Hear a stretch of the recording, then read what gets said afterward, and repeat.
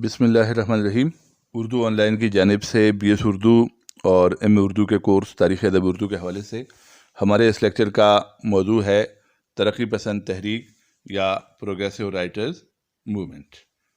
इस लेक्चर में हम तरक्की पसंद तहरीक या प्रोग्रेसिव राइटर्स मूवमेंट को पढ़ेंगे। अदब में तरक्की पसंद ख़यालात आते हैं, वो एक तहरीक की शक्ल इख्तियार कर लेते हैं और तरक्की पसंद तहरीक का आगाज़ हो जाता है। तो इसे पढ़ने से पहले हमें ये देखना है कि तरक्की पसंदी क्या है। हम कहते हैं तरक्की पसंद शायर, तरक्की पसंद अफसाना निगार, तरक्की पसंद अदीब, तरक्की पसंद अदब। तो इससे क्या मुराद है?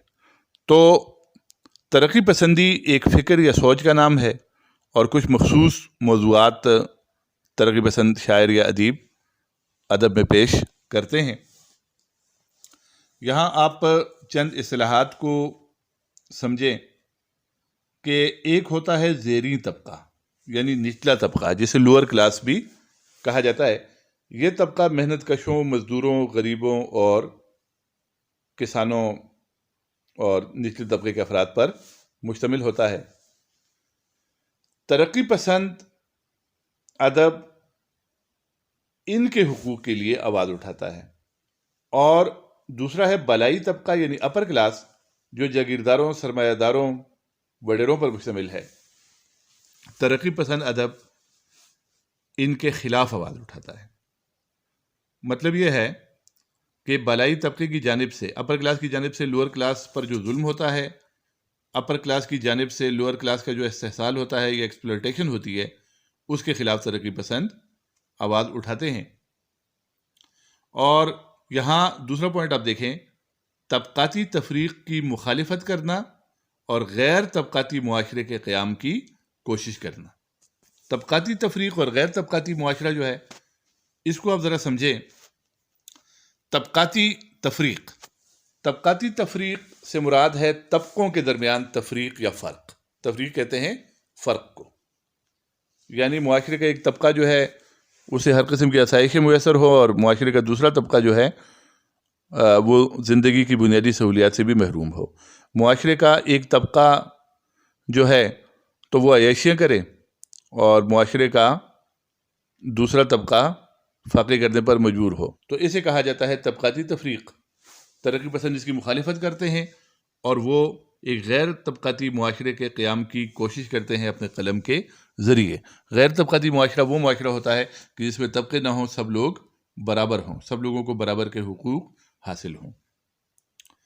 फिर मुआशरती नाइंसाफ़ी, जुल्म, जबर और इस्तेहसाल के ख़िलाफ़ एहतजाज करना और अदब में गुर्बत व अफलास और माशी नाहमवारी को मौजू बनाना। मतलब ये हुआ कि अदब में गरीबों के मसाइल को पेश करना। तो ये सारा जो है ये तरक्की पसंदी है। अब ये बातें अदब में आईं और तरक्की पसंद तहरीक का आगाज़ हुआ।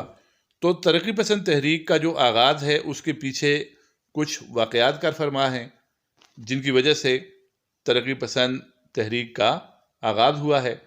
तो उन पर हम एक नज़र डालते हैं और उनमें से सबसे बड़ा और अहम वाक़या जो है वो 1917 का इनक़िलाब रूस है। 1917 में रूस में इनक़िलाब आया। ज़ार रूस की हुकूमत लेनिन की अवामी तहरीक के नतीजे में ख़त्म हुई और इश्तिराकी या कम्युनिस्ट हुकूमत कायम हुई। ये जो इनक़िलाबी तहरीक थी, इस तहरीक में मज़दूरों, किसानों, मेहनत कशों ने अहम किरदार अदा किया था। चुनांचे इस इनक़िलाब ने दुनिया भर के दानिश्वरों और अदीबों को मज़दूरों और मेहनत कशों की तरफ मुतवज्जे कर दिया। दुनिया को मेहनत कशों की अहमियत और ताकत का अंदाज़ा हुआ और ये एहसास हुआ कि मेहनत कश और मज़दूर में शऊर आए तो वो बड़े से बड़ा इनक़िलाब बर्पा कर सकते हैं और निज़ाम को बदल सकते हैं और ताकतवर से ताकतवर जालिम हुकूमत को भी गिरा सकते हैं। फिर उसके बाद दूसरा नुक्ता ये है कि अदब में तरक्की पसंद ख़यालात 1930 यानी 1930 में उर्दू अदब में भी तरक्की पसंद ख़यालात जो हैं वो आ गए। और उसके बाद है अंगारे की अशात 1932। ये अंगारे जो है ये एक अफसानवी मजमूए का नाम है जिसमें 9 अफसाने और एक ड्रामा शामिल था। इसके मुसन्निफ़ीन एक से ज़्यादा थे। ये उनका मुश्तरका मजमूआ था। इस मजमूए में सज्जाद ज़हीर के 5 अफसाने, प्रोफेसर अहमद अली के 2 अफसाने, صاحبزادہ محمود الظفر کا ایک افسانہ اور صاحبزادہ محمود الظفر کی اہلیہ رشید جہاں کا ایک افسانہ اور ایک مختصر ڈرامہ شامل تھا۔ ترقی پسند تحریک کے حوالے سے اس مجموعے کی اہمیت یہ ہے کہ اس مجموعے میں ترقی پسند خیالات کا اظہار کیا گیا تھا، لیکن اس کے ساتھ ساتھ اس مجموعے میں مذہب کے بارے میں بھی متنازع اور قابل اعتراض مواد شامل تھا، جس کا نتیجہ یہ ہوا کہ شدید احتجاج ہوا اس کے خلاف اور اس پر پابندی حکومت نے لگا دی۔ لیکن کہا یہ جاتا ہے کہ پہلی مرتبہ ترقی پسند خیالات انگارے کے افسانوں میں سامنے آئے ہیں۔ اس کے بعد یہ نکتہ آپ دیکھیں کہ جرمنی میں ہٹلر کے مظالم یعنی فسطائیت 1933، یہ اس طرح ہے کہ ہٹلر 1933 میں جرمنی میں برسر اقتدار آیا اور اس نے فسطائیت والا نظام رائج کر دیا۔ فسطائیت کو انگریزی میں فاشزم کہا جاتا ہے، اور فاشزم یا فسطائیت جو ہے یہ ایک ایسا نظام ہے کہ جس میں مخالفین کو برداشت نہیں کیا جاتا، اظہار رائے پر پابندیاں ہوتی ہیں، ظلم اور جبر کے ذریعے مخالفین کی آواز دبائی جاتی ہے۔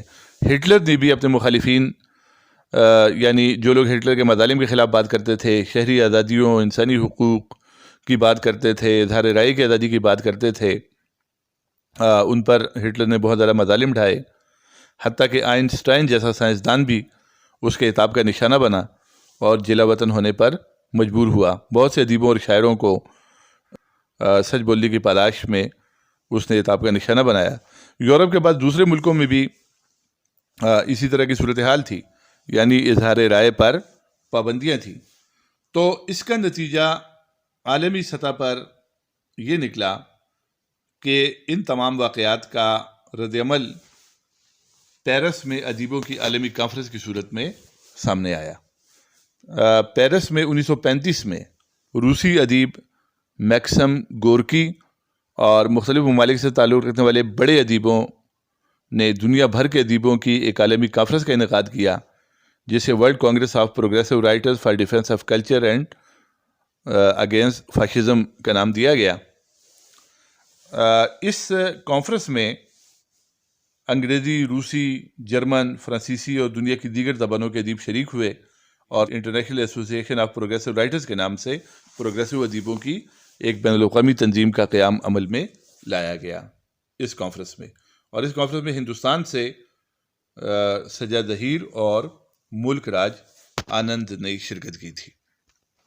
اس کے بعد لندن میں ہندوستانی ادیبوں کا اپنا ایک اجلاس منعقد ہوا، جس میں سجاد ظہیر، ملک راج آنند، جیوتی گھوش، پرمود گپتا، ایم ڈی تاثیر وغیرہ نے شرکت کی۔ ان ادیبوں نے اس کانفرنس میں انجمن ترقی پسند مصنفین کے قیام کا اعلان کیا، یعنی ہندوستان کی سطح پر انجمن ترقی پسند مصنفین کا قیام عمل میں لایا گیا۔ اور پھر جب یہ تنظیم ہندوستان میں پہنچی تو انجمن ترقی پسند مصنفین کا پہلا کل ہند اجلاس اپریل 1936 میں لکھنؤ میں منشی پریم چند کی صدارت میں منعقد ہوا۔ اس اجلاس میں ترقی پسند مصنفین کے منشور کی منظوری دی گئی اور ہندوستان میں باقاعدہ ترقی پسند تحریک کی سرگرمی شروع ہوئی، اور اسی اجلاس میں سجاد ظہیر کو ترقی پسند مصنفین کا سیکریٹری مقرر کیا گیا۔ اس اجلاس میں ترقی پسند مصنفین یا ترقی پسند تحریک کے جو مقاصد متعین کیے گئے، ان میں بڑے مقاصد یہ تھے کہ ادب میں بھوک، افلاس، غربت، سماجی پستی اور سیاسی غلامی سے بحث کرنا، واقعیت اور حقیقت نگاری پر زور دینا، یعنی ہم ہوائی قلت تعمیر نہیں کریں گے، خیالی اور فرضی باتیں نہیں کریں گے، بلکہ زندگی کے اور معاشرے کے حقیقی مسائل کو ادب میں پیش کریں گے، اور سرمایہ داری اور جاگیردارانہ نظام کے خلاف جد و جہد کرنا۔ تو یہ اس کے بڑے مقاصد تھے۔ اس کے بعد ترقی پسند تحریک کے 3 ادوار ہیں۔ پہلا دور جو ہے یہ نان کنگ ریستوران کے اعلان نامے سے سجاد ظہیر کی گرفتاری تک ہے، یعنی 1936 سے 1940 تک ہے۔ دوسرا دور سجاد ظہیر کی رہائی یعنی 1942 سے تقسیم ہند یعنی 1947 تک ہے، اور تیسرا دور ترقی پسند تحریک کا 1947 سے یعنی تقسیم ہند سے 1952 تک ہے۔ یہ جو تیسرا دور ہے، اس دوران یہ ہوا کہ 1947 میں جب ملک تقسیم ہوا تو انجمن ترقی پسند مصنفین بھی دو شاخوں میں تقسیم ہو گئی، یعنی کل ہند انجمن ترقی پسند مصنفین اور انجمن ترقی پسند مصنفین پاکستان میں اس تحریک کا یا اس تنظیم کا پہلا اجلاس 1949 میں ہوا، جس میں سجاد ظہیر، ایم ڈی تاثیر، فیض احمد فیض اور صوفی تبسم کا تیار کردہ منشور منظور کیا گیا، اور پاکستان میں ادبی رسالوں سویرا، ادب لطیف اور نقوش نے ترقی پسند تحریک کو فروغ دیا۔ میاں افتخار الدین کا اخباری گروپ پروگریسو پیپرز لمیٹڈ، جو کہ انگریزی اخبار پاکستان ٹائمز، اردو اخبار امروز اور رسالہ لیل و نہار جاری کرتا تھا، اس گروپ نے اس تحریک کو پلیٹ فارم مہیا کیا، لیکن بعد میں 1954 میں حکومت پاکستان کی جانب سے انجمن ترقی پسند مصنفین پر پابندی لگا دی گئی، اور اس کے ترجمان رسالے جو تھے وہ بند کر دیے گئے۔ اس کی وجہ یہ تھی کہ ترقی پسند ادیب ادب کو سیاست کے لیے بھی استعمال کرتے تھے، کمیونزم کا پرچار کرتے تھے، اشتراکیت کا، اور ان پر بہت زیادہ اعتراضات تھے، اور حکومت وقت کو بھی ان کے افکار اور خیالات سے خوف محسوس ہوتا تھا، تو اس طرح یہ تنظیم ختم ہو گئی۔ لیکن ادب میں ترقی پسند خیالات جاری رہے اور آج تک جاری ہیں۔ سن 2007 میں حمید اختر، صبح گیان چندانی، عابد حسن منٹو، سلیم راز اور بعض دوسرے پرانے ترقی پسندوں نے انجمن ترقی پسند مصنفین کے دوبارہ احیاء کی کوشش کی اور اسے بحال کر دیا، مگر تنظیم فعال نہیں ہے۔ البتہ ترقی پسند خیالات جو ہیں وہ اب بھی ادب کا حصہ ہیں، افسانوں میں، ڈراموں میں، ناولوں میں، شاعری میں ترقی پسند خیالات کو پیش کیا جا رہا ہے۔ تو یہ ترقی پسند تحریک کے بارے میں چند معلومات تھی۔ اس کے بعد ہم اردو ادب کے حوالے سے اگر بات کرتے ہیں تو اردو ادب میں ترقی پسند تحریک نے شاعری میں نظم کو اور نثر میں افسانے کو بہت زیادہ متاثر کیا ہے، یعنی ترقی پسند ادیبوں نے زیادہ کام شاعری میں نظم سے اور نثر میں افسانے سے لیا ہے۔ ترقی پسند تحریک کے جو نمایاں افسانہ نگار ہیں ان کے نام یہاں آپ کے سامنے لکھے ہوئے ہیں۔ پھر ہم شاعری کی طرف آتے ہیں۔ ترقی پسند شعراء کی ایک بہت بڑی فہرست ہے، جن میں سے چیدہ شعراء کے نام یہاں لکھے ہوئے ہیں: علی سردار جعفری، جوش ملی آبادی، فیض احمد فیض وغیرہ۔ ان شعراء نے ترقی پسند خیالات و افکار کو شاعری میں پیش کیا ہے۔ یہاں میں آپ کو فیض کے چند اشعار سنانا چاہتا ہوں تاکہ آپ کو تھوڑا سا اندازہ ہو کہ ترقی پسند شاعری کیسی ہوتی ہے۔